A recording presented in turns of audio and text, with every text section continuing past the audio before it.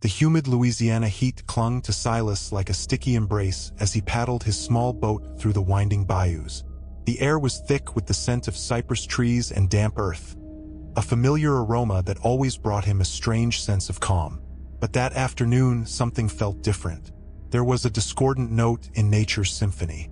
A faint sound, almost like a mournful wail, drifted over the dark water from somewhere up ahead. Silas frowned, trying to pinpoint the source of the eerie melody, which seemed to carry an ancient sorrow. He had never heard anything like it in these parts, and a flicker of unease crept up the back of his neck, breaking the usual peace of the afternoon. If you're into stories that make you question reality and send chills down your spine, don't forget to subscribe to the channel and let us know where in the world you're watching from. Your curiosity fuels our journey to uncover the mysteries lurking in the shadows. The melody grew louder as Silas neared a bend in the river, revealing a small, decaying wooden cabin perched precariously on stilts above the water. The sound seemed to pour directly from the abandoned structure, a slow, sorrowful tune that felt more like a calling than a song. Silas hesitated, his hand hovering over the paddle. There was something deeply unsettling about that isolated cabin and the spectral music that drifted across the water's surface. He'd never seen that cabin before, and the locals were always very clear about which places to avoid in the swamps. But curiosity spoke louder than caution. Slowly, Silas guided his boat toward the stilts of the cabin, the sound of water lapping against the rotting wood echoing in the oppressive silence. The song was clearer now, revealing layers of pain and a deep longing. It sounded like a human voice, but distorted, like it had been filtered through centuries of suffering. As he neared the crumbling porch, Silas noticed something strange. The cabin door was slightly ajar, inviting him into the darkness beyond. A chill ran down his spine, but he couldn't take his eyes off that shadowy crack. With his heart pounding in his chest, Silas tied the boat to one of the worn pilings and carefully climbed the rickety steps of the porch. The wood creaked under his weight, each sound amplified by the tomb-like silence that surrounded the cabin. The melody now seemed to come from inside, louder, almost like a raspy whisper in his ear. He hesitated again, hand reaching toward the open door. What was waiting inside? Was it the source of that haunting melody? Or was something far more sinister lurking in the shadows of that time-forgotten place? The answer lay just one step away, in the darkness that beckoned. With one last hesitant breath, Silas pushed open the creaking door and stepped into the cabin's darkness. The smell of mold and dampness hit him like an invisible wall, making his eyes water. The song now enveloped him completely, vibrating in the still air, as if it were seeping from the very walls. Slowly, his eyes adjusted to the dim light, revealing a single ruined room. Broken furniture lay scattered across the dusty floor, cobwebs draped from the corners, and the faint light filtering through the cracks in the boarded-up windows barely lit the space. In the center of the room, something caught his eye. A worn rocking chair, swaying gently back and forth, as if someone invisible was sitting in it. The creaking of the chair against the rotting wooden floor blended with the spectral melody, creating an even more unsettling atmosphere. Silas held his breath, watching the steady motion of the chair. There was no wind inside the cabin, and he was alone. Who or what was rocking that chair, and how was it connected to that haunting melody? A wave of chills ran through his body, and the urge to flee surged inside him. Yet something stronger, something inexplicable, kept him rooted to the spot, bound to the dark mystery before him. He had to understand what was happening. Cautiously, Silas took a few steps into the room, his feet sinking into the dust and debris on the floor. The melody seemed to grow louder with each step, wrapping around him like a cold embrace. He tried to pinpoint the source, but it seemed to come from everywhere at once. The rocking chair continued its slow, steady rhythm, like a hypnotic pendulum keeping time in some sinister ritual. Silas reached out a hand, hesitant to touch the chair, but pulled back at the last moment. There was a presence here. He could feel it, something unseen, and maybe malevolent. Then suddenly the song stopped. The silence that followed was deafening, more oppressive than the ghostly melody had ever been. The rocking chair halted abruptly, as if its invisible occupant had just stood up. Silas froze, heart pounding, every sense on high alert. The darkness inside the cabin seemed to deepen, swallowing what little light remained and casting shifting shadows that toyed with his perception. He knew he wasn't alone anymore. Something was there with him, watching from the dark.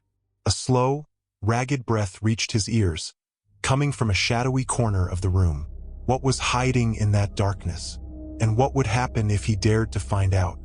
The ragged breathing grew louder, slicing through the tense silence of the cabin. Silas squinted, straining to make out something in the darkness of the corner. A vague shape began to form within the shadows, humanoid, but distorted and twisted in an unnatural way. A cold, paralyzing fear surged through him, locking his muscles and choking back any scream that tried to escape his throat. The presence in that corner radiated an aura of suffering and decay. Something ancient, something deeply disturbing. Slowly, the figure began to move, a hesitant, dragging shuffle that echoed across the wooden floor. As the creature edged closer to the faint light slipping through the dusty windows, Silas could make out more details. Its skin was pale and translucent, stretched tight over knobby, brittle bones. Its limbs were long and misshapen, ending in thin, claw-like fingers. The head hung low, face cloaked in shadow, but Silas could feel its gaze fixed on him, cold and ravenous. A nauseating stench began to fill the room, a mix of mold, rotting flesh, and something else, something primal and indescribable that made Silas's stomach churn. The creature released a low, guttural sound, a rasping moan that seemed to reverberate deep within Silas's soul. It wasn't the song he'd heard before, but something darker, more sinister, a wail of agony and crushing loneliness. Slowly, it raised one skeletal hand toward him, the fingers twitching ever so slightly. A chill ran down Silas's spine, an ancient fear screaming in his instincts, warning him of the danger crawling ever closer. He had to get out. He had to escape that monstrous presence before it was too late. But his feet felt glued to the floor, his mind frozen in terror. He couldn't look away from the creature creeping toward him, dragging itself across the warped floorboards. The sound of its movement was an omen. Something dreadful was coming, something beyond the worst nightmares Silas had ever imagined. The creature was just feet away now, and for the first time, Silas could see its face. It was pale and gaunt, with deep, empty eye sockets that somehow stared into him with terrifying intensity.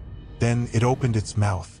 Rows of tiny, razor-sharp teeth lined its jaw, and the song began again, louder, more piercing than ever before, like a scream of anguish rising straight from the depths of hell.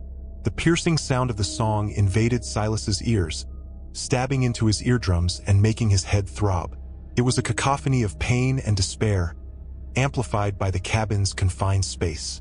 The creature kept moving closer, its empty gaze locked on Silas, as if he were the only source of relief for its eternal suffering. Instinctively, Silas backed away, stumbling over the broken furniture scattered across the floor. He had to find a way out, any way out of that claustrophobic nightmare. His eyes darted around the dark room, desperately searching for a door, a window, any opening that could lead him back to the safety of the outside world. The creature let out another guttural moan and stretched its skeletal hand even farther, its fingers now twitching with a more predatory intent. Silas felt the icy air radiating from the ghostly figure, a cold so intense it seeped into his bones and made him tremble uncontrollably.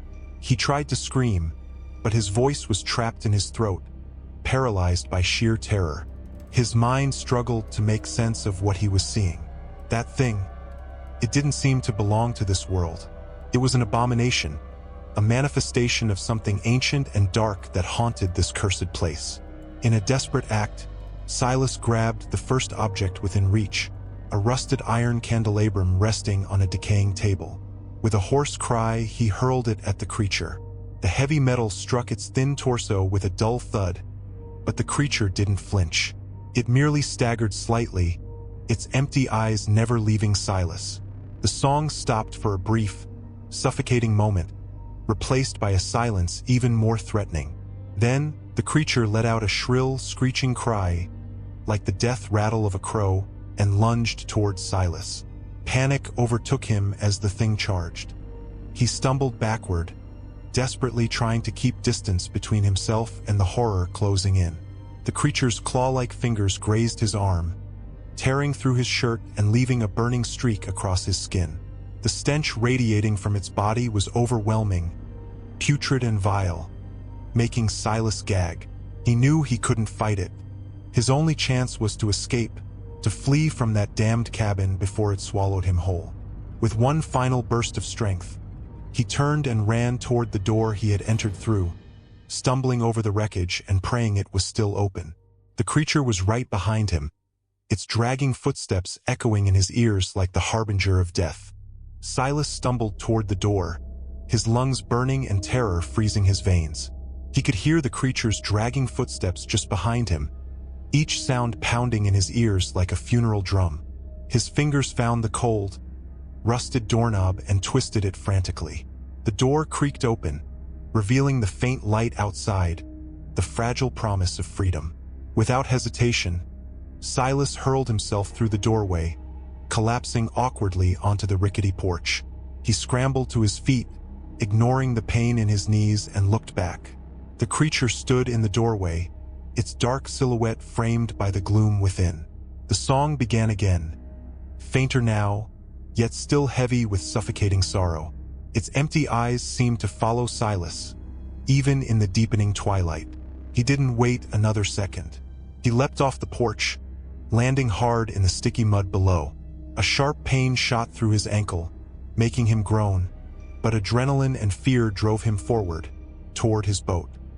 He could still feel the creature's presence watching him, the weight of its hollow gaze burning into his back.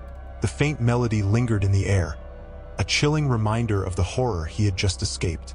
Silas stumbled at the riverbank, reaching his small boat and throwing himself inside. Desperately, he grabbed the oars and began to push away from the cursed cabin, his hands trembling uncontrollably. The dark water splashed around him as he rowed with all his strength, trying to leave that nightmare behind as fast as possible. Glancing over his shoulder, Silas saw the cabin's shadowy outline growing smaller in the distance. The ghostly song finally began to fade, swallowed by the sounds of the nocturnal wilderness. But the image of the creature, its hollow eyes and that haunting melody, was carved into his mind forever. He knew he would never be the same after what he had witnessed in that lonely shack deep within the swamp. And as he rowed downstream, putting as much distance as he could between himself and that indescribable horror, one question tormented him. What was that thing? And why did it sing such a sorrowful, desperate song? The answer, he feared, was something he never wanted to uncover. But a new, unsettling thought crept into his mind. Maybe he hadn't escaped entirely. Maybe a part of that song had followed him. Night had swallowed the swamp, turning shadows into monsters and the sounds of nature into menacing whispers. Silas kept rowing downstream, his muscles begging for rest, but terror wouldn't let him stop. The image of the creature and that haunting melody still echoed in his mind, fueling a growing paranoia. Every noise from the riverside forest, the distant croak of a frog, the rustle of leaves in the wind, seemed to carry a hidden threat. He kept glancing over his shoulder, dreading the sight of that cabin's silhouette reappearing in the darkness. The farther he drifted from the cabin, the stronger the feeling grew that he wasn't alone. It wasn't just lingering fear, it was something more tangible, a subtle presence watching him from the shadows. He could feel invisible eyes on his back and hear faint whispers floating through the night air. Silas gripped the oars tighter, trying to push back the wave of dread rising within him. He had to reach the town. He had to tell someone what had happened, even if he knew no one would believe it. Then, a new sound shattered the rhythm of the night. A soft, dragging noise on the riverbank, accompanied by the gentle rustling of leaves. Silas froze mid-stroke, holding his breath, ears straining. The sound came again, closer now, moving parallel to his boat in the darkness of the shoreline. His heart pounded in his chest, a cold shiver crawling down his spine. Was it the creature? Had it followed him along the bank? The thought was unbearable. Slowly, Silas turned his head, trying to pierce the darkness of the shore. His eyes struggled to find shapes in the gloom, but all he saw were the vague outlines of trees and the impenetrable blackness of the forest. The dragging stopped, replaced by a silence even more disturbing. Silas remained still, breath suspended, waiting for what would come next. The tension was unbearable, the feeling of being watched intensifying with every heartbeat. Then, a pair of eyes gleamed briefly in the darkness along the shore, reflecting the faint starlight. Small, yellow, hungry. They weren't the hollow eyes of the creature from the cabin, but there was something just as predatory, just as threatening in their gaze. Silas realized the truth, cold and absolute. He hadn't escaped the horror of the swamp. He had merely entered another one. The fleeting gleam of yellow eyes on the riverbank plunged Silas into a new kind of terror. It wasn't the supernatural dread of the cabin's creature. This was primal, the fear of being hunted. He knew those eyes belonged to something wild, something made for the dark, and for killing in it. Slowly, Silas gripped one of the oars, clutching it like a makeshift weapon. Whatever was out there, if it decided to strike, he'd be ready. But the darkness was his enemy now, hiding the shape, the size, and the intent of the threat. Then came the sound again, the dragging, and now a low, guttural growl beneath it. There was no doubt, something was stalking him, keeping to the shadows just beyond the reeds. He tried to row faster, but exhaustion weighed down his arms. The boat felt sluggish in the dark water, moving too slow, too vulnerable. Silas's mind raced, conjuring grotesque forms lurking just out of view, waiting to pounce. Then, silence. The growl stopped. The dragging ceased. He held his breath, every nerve on fire. The silence was worse than the noise. He knew the predator was still there, watching, waiting. The tension thickened like the mist around him. He scanned the darkness, desperate for a glimpse, anything to prepare him. And then, snap, a sharp crack of a branch on the bank. A splash. Silas spun, just in time to see a long, dark shape launch toward his boat. He raised the oar instinctively, but it was too fast. The creature slammed into the side of the boat with a violent thud, rocking it hard. Silas lost his balance. He fell back, the oar slipping from his grasp into the black water, helpless, at the mercy of whatever had stalked him from the shadows of the swamp. And in those brief seconds before the strike, he saw them again, those yellow eyes, burning in the dark, and the sleek, muscular shape of a creature no one had ever believed could exist in these waters. The creature gripped the edge of the boat with razor-sharp claws, its yellow eyes locked on Silas with a predator's focus. It was something between a feline and a reptile, densely muscled, disturbingly agile. Silas screamed, scrambling to put distance between him and the abomination, but the narrow boat offered no room to escape. The creature hissed, revealing rows of serrated teeth, then lunged, grabbing for Silas, trying to drag him out. He clung to the edges of the boat, fingers slipping on the wet wood, the pain of claws raking across his skin, melding with the terror surging through his veins. The fight was hopeless. It was too strong, too relentless, but survival is a primal instinct, and Silas wasn't ready to die. With a desperate cry, he lashed out, kicking the creature with everything he had. His foot slammed into its scaly torso. The thing let out a startled grunt and recoiled slightly, just enough. Silas lunged to the opposite side of the boat, nearly falling into the black water. He grabbed the floating oar and struck. The blow connected with the creature's head. It shrieked, a sound both animal and alien, then slipped back into the shadows of the bank, its yellow eyes glowing with fury. Silas didn't hesitate. He rowed, hard, pulling the boat away from the shore and the thing that had hunted him.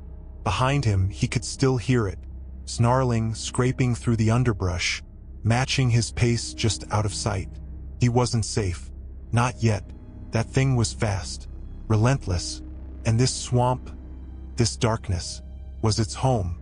He pushed through the pain, burning muscles, open wounds, blood mixing with sweat and swamp water. But fear kept him going. He glanced back. The yellow eyes were gone, swallowed by the night. For now he was alive. But for how long? And what else hunted in the endless black beneath the trees? The night was far from over, and Silas knew, deep in his bones, his nightmare had only just begun. Silas kept rowing through the darkness, the adrenaline of the fight fading, replaced by exhaustion and searing pain. His wounds throbbed, but it was the dread that kept him alert, the sense that he was still being hunted. Had he escaped the yellow-eyed predator? Or was it simply lurking, waiting for the next moment to strike? And then there was the cabin, that ghostly melody still echoing in his mind, a haunting reminder of the other horror he had faced. The river widened. The thick curtain of cypress trees gave way to open water, where lily pads floated like pale, drowned eyes. Above him, the stars blinked faintly in a clear night sky. For a fleeting moment, Silas felt something he hadn't felt in hours. Hope. Maybe here in the open, he'd be safe. Maybe the creature from the shore wouldn't follow. But the feeling of being watched didn't leave him. A chill crept down his spine, a silent alarm that refused to fade. Then the water ahead began to stir. Bubbles rose, rippling outward in concentric circles. Something massive was moving beneath the surface. Silas froze, oar in hand, eyes wide, his breath caught in his throat. Was it the same creature from the shore? Or was it something worse, something older, something born of the swamp itself? The disturbance grew. A shadow, long and hulking, took shape beneath the water. It moved fast, too fast. Silas gripped the oar tightly, ready to strike, though he knew it would do little against whatever waited below. Then, silence. The shadow halted directly beneath his boat, looming just out of sight. The stillness was unbearable. Then slowly, deliberately, a jagged dorsal fin broke the surface, slicing through the water like a blade. It glided in a slow, wide circle around the boat, silent and calculating. This wasn't the yellow-eyed hunter. It was something far worse, something deep, something ancient. And Silas was utterly alone in the vast, black water, trapped between the stars above and the monster below. The dark dorsal fin continued to circle Silas' boat, moving with a slow, sinister precision. Every silent movement intensified the terror that held him frozen in place. He could feel the colossal presence of the creature just beneath the thin layer of wood, imagining the size and power of this unknown aquatic predator. His eyes scanned the dark surface of the water, desperately trying to anticipate the inevitable attack. The silence was deafening, broken only by the faint rustling of the fin slicing through the water. Then the fin stopped. The water became eerily still, the dark surface as reflective as an opaque mirror. Silas held his breath, his heart racing in his chest. The tension was unbearable. He could feel the presence of the invisible predator, watching him, waiting. He knew the attack was coming. The creature was biding its time, waiting for the perfect moment to surface and strike. And then it happened. The water beneath the boat erupted in a whirlpool of foam and fury. A colossal creature shot up from the depths, its grotesque, scaly form breaking the surface. It was far larger than Silas could have ever imagined, with enormous jaws filled with sharp teeth and cold, reptilian eyes that locked onto him with an ancient hunger. A deafening roar echoed through the swamp as the creature lunged at the small boat, its massive fangs reaching for Silas' flesh. But just as the creature was about to strike, something unexpected happened. A familiar melody, the haunting tune from the cabin, rang out across the water. The colossal predator hesitated, its attack interrupted by the spectral sound. Its reptilian eyes widened, and a strange guttural sound, a mix of a groan and recognition, escaped its throat. Slowly, the creature retreated, sinking back into the dark depths from where it came. The ghostly melody followed it, fading into the distance until it was gone, leaving only the eerie silence behind. Silas sat there, his boat rocking gently, utterly stunned. What had just happened? How was that eerie song connected to the creature from the depths? And what was the true nature of the horror that haunted this cursed swamp? He knew, deep down, that the answer remained hidden in the shadows, waiting to be revealed in some future nightmare.